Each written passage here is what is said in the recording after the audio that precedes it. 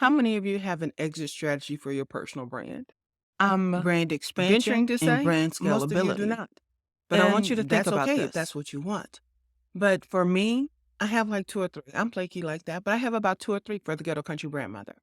And one of the reasons I can do that is because I gave that bitch a name. I know how to separate myself from GCB. I also know how I want to position GCB. But the thing about personal branding, once it's ingrained in people, they just won't let it go. In my former life as a restaurant owner, I was known as Mrs. Mister. And people that ask for my help now don't ask for help from GCB. They ask for help from Mrs. Mister because they haven't let her go. They don't see me in this new light. And that's the thing about personal branding. You can't control how people see you. The only thing that you can continue to do is, you know what? Let me roll out the narrative for you. Sweetie, I am no longer Mrs. Mister. I'm only GCB between the hours of this and this. And then I'm done. I separate my who from my do. So I know my exit strategy. Whether it's today, whether it's 10 years from now, whether it's, you know what, I ride this shit to the wheels fall off. But having an exit strategy for your personal brand lets you know that, you know what, I can stand on my own 2 feet now. But also, if you give it a name, it can go stand on its own 2 feet and still make you some money. I'm about that life, sweetheart. Brand expansion and brand scalability. But I want you to think about this. How are you going to get out of what you got into?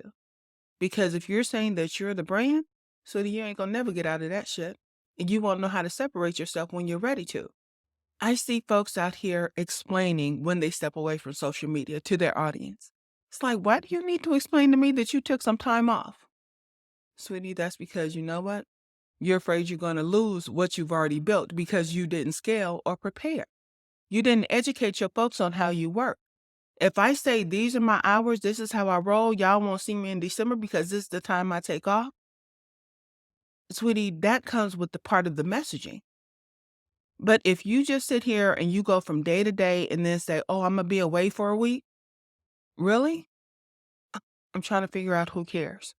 Because your client should already know. They should not have to see on social media that you're going away. You've already informed them. But you want to please an audience and you want to please an algorithm, so you make it known, oh, you know what? I'm taking a week off. You know what? I don't take any days off. I work when I want to work, and when I don't want to work, I don't work. My clients are spaced out so that, you know what? I work 20 to 30 hours a month, not a week, because I know how much I want to do with my life, my brand, and my business.